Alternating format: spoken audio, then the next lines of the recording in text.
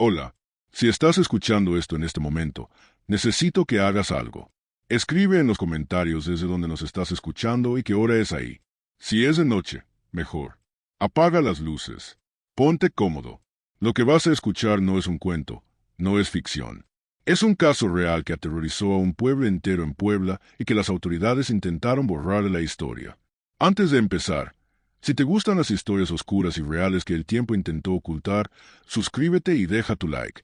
Nos ayuda a seguir rescatando estos casos olvidados. Una cosa importante, no adelantes este relato. Cada palabra que escucharás importa. Solo al final comprenderás por qué este caso sigue siendo uno de los más perturbadores jamás documentados en México. Ahora sí, quédate hasta el final. En una región donde la niebla descendía a cada amanecer como un manto de secretos, donde las haciendas escondían historias detrás de sus muros coloniales y donde la palabra de los poderosos era ley absoluta, una joven de 22 años desapareció sin dejar rastro. Su nombre era Victoria Sandoval y Moreno. La hacienda San Cristóbal no era una propiedad cualquiera. Era una de las más grandes de Puebla, con tierras que se extendían hasta donde alcanzaba la vista. Producía maíz, trigo y pulque. Empleaba a más de 200 personas. Era, en esencia, un mundo completo dentro de sus límites. La hacienda permanecía cerrada durante 5 días completos después de que Victoria entrara. Puertas selladas, ventanas cubiertas, sin movimiento visible. Cuando finalmente las autoridades lograron acceso, encontraron algo imposible de explicar. La hacienda estaba completamente vacía. No había rastro de Victoria Sandoval. No había sus pertenencias. No había señales de violencia. No había evidencia de que había ocurrido. Era como si la tierra misma se la hubiera tragado. Y lo más inquietante, los dueños de la hacienda también habían desaparecido. Se esfumaron tan completamente como la joven que había entrado bajo su techo. El caso provocó rumores que sacudieron Cholula durante años, pero nunca llegó a tribunales. Nunca hubo juicio. Nunca hubo justicia. Solo susurros, especulación y una verdad enterrada tan profundamente que más de un siglo después, todavía nos preguntamos, ¿qué pasó realmente dentro de la hacienda San Cristóbal? Esta es la historia de Victoria Sandoval, una joven cuyo destino se convirtió en uno de los misterios más oscuros de Puebla. Es la historia de una familia aristocrática con secretos inconfesables. Y es la historia de cómo el poder puede enterrar verdades tan completamente que es como si nunca hubieran existido. Para entender lo que le sucedió a Victoria, primero debemos conocer quién era y en qué mundo vivía. Cholula en 1897 era una ciudad dividida. Por un lado, las familias terratenientes se controlaban todo: la tierra, el agua, el comercio, la justicia. Por el otro, los trabajadores que dependían de esas familias para sobrevivir. Victoria Sandoval y Moreno nació el 15 de julio de 1875 en un rancho pequeño a las afueras de Cholula. Su familia no era pobre, pero tampoco rica. Eran propietarios modestos. Su padre, don Ezequiel Sandoval, poseía algunas hectáreas de tierra y ganado. Vivían bien, pero sin lujos. Eran lo que se llamaría clase media rural, gente trabajadora con cierta educación pero sin las conexiones de las familias verdaderamente poderosas. Victoria creció ayudando en las labores del rancho. Aprendió a leer y escribir con el maestro del pueblo. Era conocida por su inteligencia y curiosidad. Siempre hacía preguntas. Siempre quería saber más. Mi hermana nunca se conformaba con lo que le decían. Recordaría años después su hermano menor, Rafael. Quería entender las cosas por sí misma. Leía todo lo que caía en sus manos. Soñaba con estudiar, con viajar, con ser alguien más que la hija de un ranchero. En 1896, cuando Victoria tenía 21 años, surgió una oportunidad que cambiaría su destino para siempre. La familia Monteagudo, dueña de la hacienda San Cristóbal, buscaba una institutriz para sus 3 hijos menores. La posición ofrecía un salario decente, alojamiento en la hacienda y la posibilidad de estar cerca de una familia influyente. Para alguien como Victoria, era una oportunidad extraordinaria. Podría ahorrar dinero. Tendría acceso a la biblioteca de la hacienda. Conocería a gente de la alta sociedad. Sus padres, aunque tristes de verla partir, reconocieron que no podía negarle esa oportunidad. En octubre de 1896, Victoria se mudó a la hacienda San Cristóbal para comenzar su trabajo como institutriz. La familia Monteagudo era una de las más prominentes de Puebla. Don Augusto Monteagudo y Silva era terrateniente rico con propiedades en 3 estados. Su esposa, Doña Remedios Alcántara de Monteagudo venía de una familia con título nobiliario español. Vivían en una hacienda imponente con más de 30 habitaciones, capilla privada, establos para 50 caballos y jardines que parecían laberintos. Los tres hijos menores de los Monteagudo, Isabel de 12 años, Patricio de 10 y Emilio de 8, eran el centro de atención de sus padres. El trabajo de Victoria era enseñarles lectura, escritura, aritmética, historia y geografía. También debía acompañarlos en sus actividades, asegurarse de que se comportaran apropiadamente y reportar su progreso a Doña Remedios cada semana. Al principio, Victoria se sintió abrumada. La hacienda era un mundo completamente diferente al rancho donde había crecido. Las reglas eran estrictas. Las expectativas eran altas.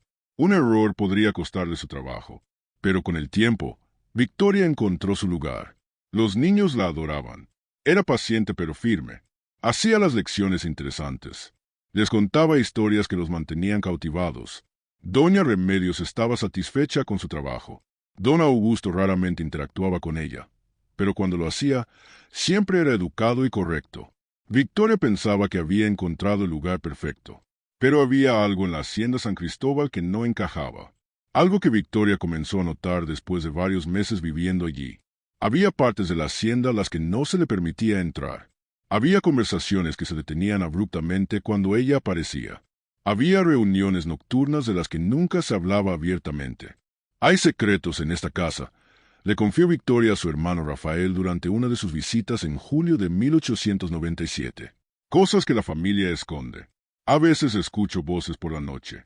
Pasos en lugares donde no debería haber nadie. ¿Te sientes en peligro?, preguntó Rafael preocupado.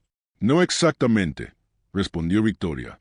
Pero hay algo extraño, como si la hacienda misma guardara secretos que no quiere revelar. Rafael le sugirió que renunciara y regresara a casa, pero Victoria se negó. Necesitaba el dinero. Además, sentía curiosidad. Quería entender qué estaba pasando. Fue una decisión que le costaría la vida. El 3 de septiembre de 1897, exactamente 2 semanas antes de su desaparición, Victoria tuvo una conversación con el capellán de la hacienda, el padre Anselmo Cortés. Los detalles exactos nunca fueron revelados por secreto de confesión, pero el padre Anselmo comentó después que Victoria había venido profundamente perturbada por algo que había presenciado. Cuando se le preguntó si Victoria había mencionado sentirse en peligro, el padre Anselmo respondió críptico. Mencionó sentirse atrapada entre callar y hablar, como si hubiera visto algo que no debía ver y no supiera qué hacer con ese conocimiento. ¿Qué había visto Victoria?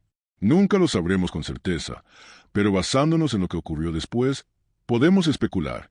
La familia Monteagudo tenía secretos. Secretos financieros. Don Augusto estaba endeudado hasta el cuello a pesar de las apariencias de riqueza. Secretos personales. Había rumores de una segunda familia que don Augusto mantenía en secreto. Y secretos más oscuros. Conexiones con círculos de poder que operaban completamente fuera de la ley.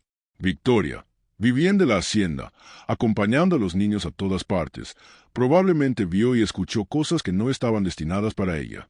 Y siendo la joven inteligente y observadora que era, comenzó a entender más de lo que era seguro entender. El 17 de septiembre de 1897, Victoria Sandoval salió de su habitación en la hacienda alrededor de las 2 de la tarde. Le dijo a Isabel, la hija mayor de los Monteagudo, que iba a caminar por los jardines para despejar la mente. Prometió regresar antes de la cena para ayudar a los niños con sus lecciones nocturnas. Nunca regresó. Isabel fue la primera en notar su ausencia. Para las 6 de la tarde estaba preocupada. Para las 8 estaba alarmada. Le dijo a su madre que Victoria había salido a caminar y no había vuelto. ¿A dónde fue exactamente?, preguntó doña Remedios. A los jardines del sur, creo, respondió Isabel, pero debería haber regresado hace horas. Doña Remedios llamó a don Augusto.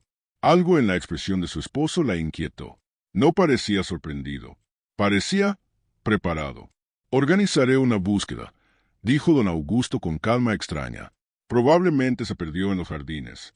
Son extensos. Pero los jardines fueron revisados esa noche. No había rastro de Victoria. Al día siguiente, la búsqueda se expandió. Revisaron los establos, los almacenes, los campos cercanos. Nada. Doña Remedios insistió en contactar a las autoridades.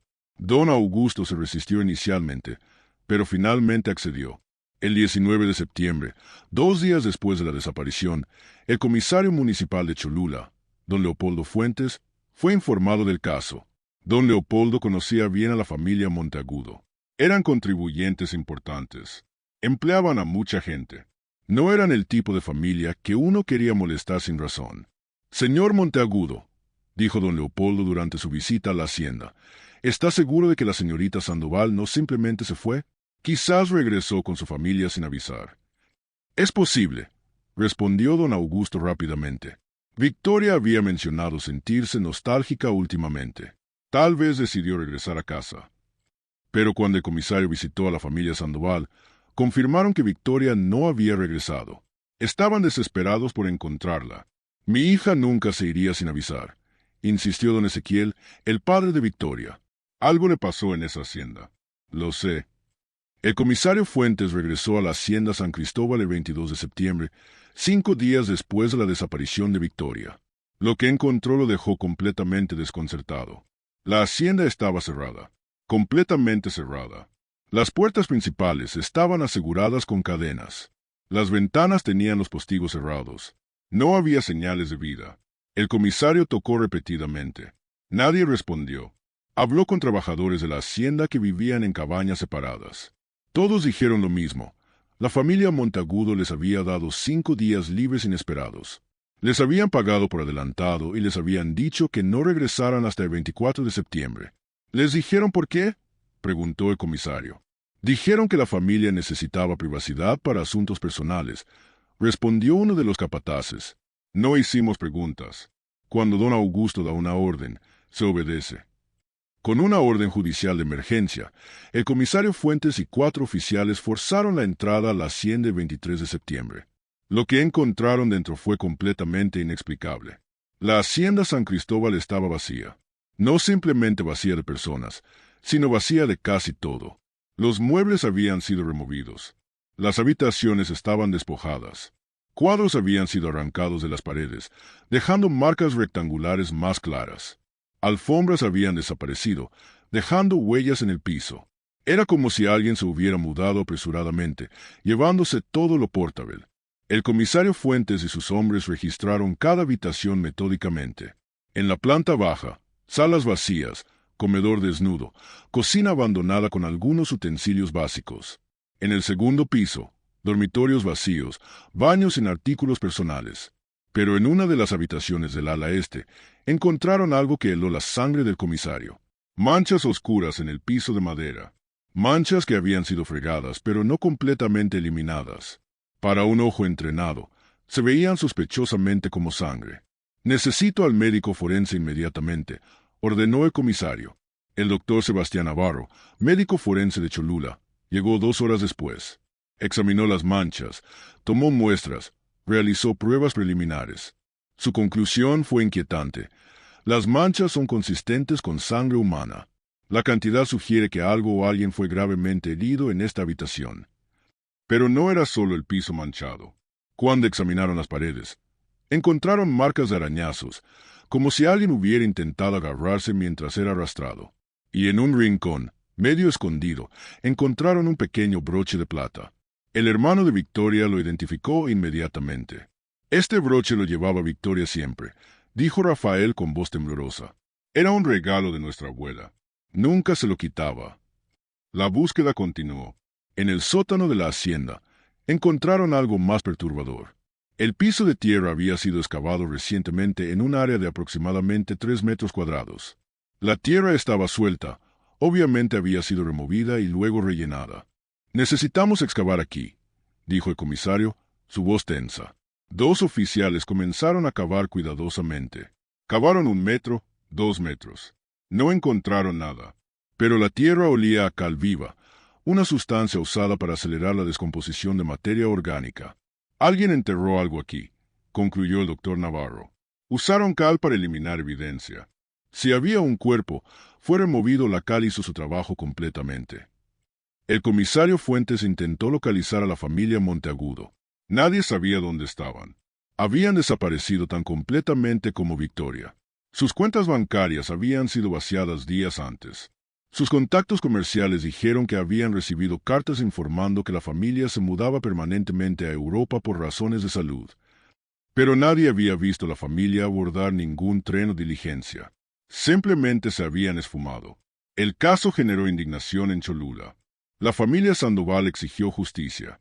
El comisario Fuentes prometió investigar hasta encontrar respuestas. Pero había fuerzas trabajando contra él. Fuerzas más poderosas que la ley. 2 semanas después de abrir la investigación, el comisario Fuentes recibió una visita del gobernador del estado. El mensaje era claro: cerrar el caso o enfrentar consecuencias. A veces, le dijo el gobernador, la verdad es menos importante que la paz social.